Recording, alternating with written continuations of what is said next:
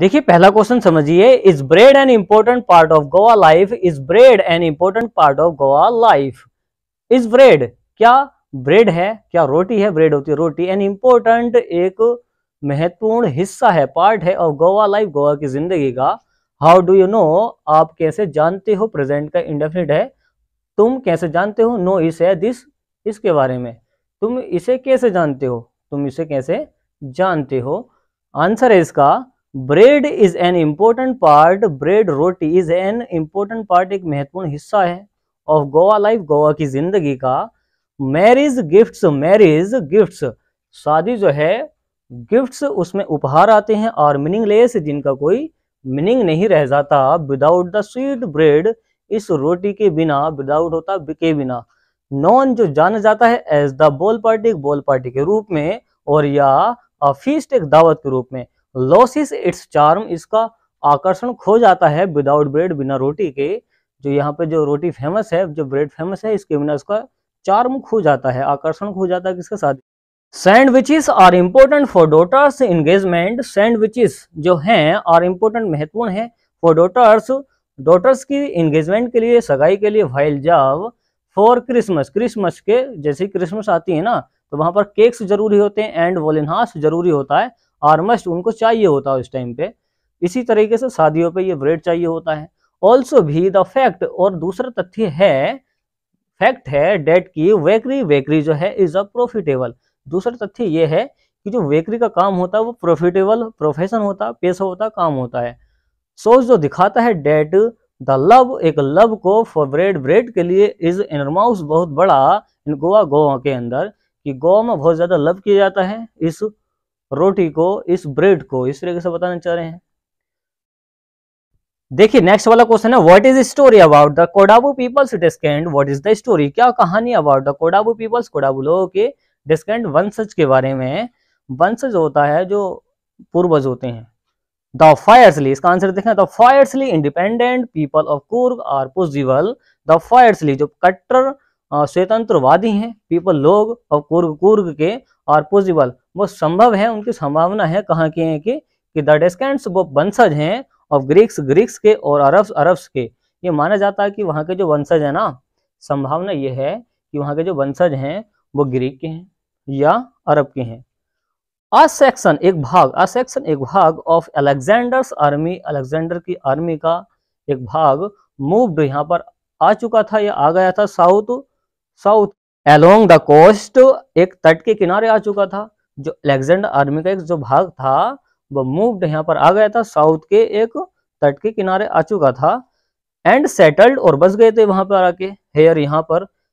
when they were unable to, when, जब, they were unable to, जब असमर्थ हो गए, अयोग्य बन गए, रिटर्न, वापस जाने में, टू देयर कंट्री, अपने देश को, तो क्या हुआ, वो सेटल्ड हो गए, बस गए वहां पे। कौन, गोवा के अंदर, जो कहाँ के थे, ग्रीक्स और अरब्स के थे। These people married among, these people, ये लोग मैरिड, इन्होंने शादी कर ली, एमंग के बीच। देखिए एमंग का केस क्या है, जब दो जनों के बीच में कोई काम हो तो आता है बिटवीन, दो से ज्यादा हो तो अब आता है ये आपका word among. These people married, इन लोगों ने शादी कर ली, एमंग के बीच, आपस में। द लोकल्स, निवासियों के बीच। लोकल्स का मतलब होते हैं वहाँ के निवासी, जैसा कि आप कहीं के रहने वाले हैं, वहाँ के आप लोकल्स हैं, निवासी हैं। इसी तरीके से कह रहे हैं कि दिस पीपल, इन लोगों ने मैरिड, शादी कर ली, एमंग द लोकल्स, वहाँ के निवासियों से। दिस इज द स्टोरी, यह कहानी है, दिस इज द स्टोरी, यह कहानी है, अबाउट द डिस्केंड, वंशज के बारे में, ऑफ कोडाबू पीपल्स, कोडाबू के जो लोग हैं उनके वंशज के बारे में ये कहानी दी गई है कि वो लोग अरब से आए थे, ग्रीक से आए थे, वहां आन के बस गए थे, और क्या हुआ, वहां के लोकल्स है, उन्होंने शादी कर ली। इस तरीके से इसका ट्रांसलेशन कर सकते हैं। देखिए फ्रेंड्स नेक्स्ट वाला क्वेश्चन है, what did the waker wear in those days? The waker, क्या, रोटी बनाने वाला, क्या, वियर, पहनता था, इन दोज डेज, उन दिनों, उन दिनों वो क्या पहनता था, पास्ट का इंडेफिनिट डिड आया है, ओके। उन दिनों जो वेकर था वो पहनता क्या था। How did he look, how did he look, वह कैसा दिखाई देता था। What did the author estimate from his appearance? What, क्या, the author, लेखक ने, estimate, अनुमान लगाया, from his appearance, उनकी उपस्थिति का। appearance का मतलब होता है उनका दिखाई देना या दिखावट, या बहुत सारे मीनिंग होते हैं एक वर्ड के।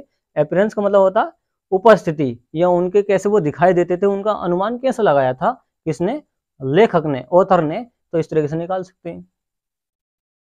देखिए इसका ट्रांसलेशन देखिए आंसर का इसका, द वेकर और bread seller in those days had a peculiar dress. The baker वो जो रोटी बनाने वाला था, और ब्रेड सेलर और रोटी बेचने वाला, इन दोज डेज उन दिनों हैड अ पेक्युलर ड्रेस, उनके पास एक अजीब व गरीब ड्रेस थी जो पहनते थे। ओके, पेक्युलर का मतलब होता अजीब व गरीब या अजीब सी ड्रेस, पोशाक।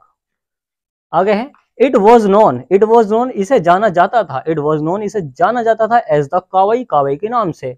देखिए ये जो कावई है ना, इनकी ड्रेस का नाम है। आगे है इट वॉज अ सिंगल, यह एक सिंगल पीस होता था।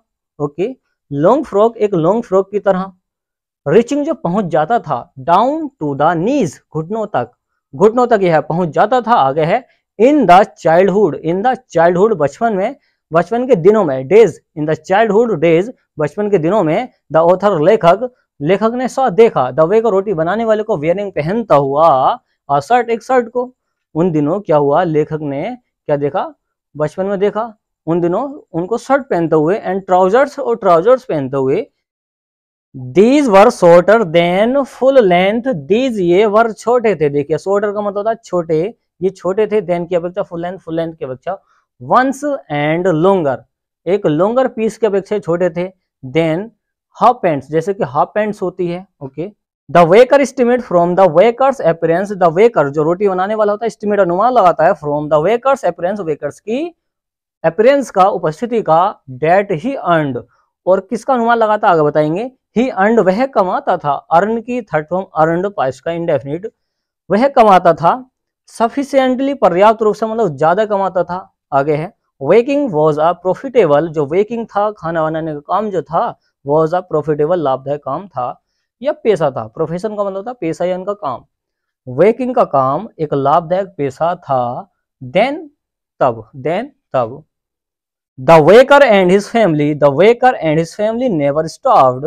देखिए द वेकर जो रोटी बनाने वाला होता है, जो काम करता है खाना बनाने का, एंड हिज फैमिली उसका जो परिवार है, नेवर स्टार्व वो कभी भूखा नहीं मरते हैं, कभी भूखा मरते नहीं थे, क्योंकि जो काम ही है प्रॉफिटेबल है।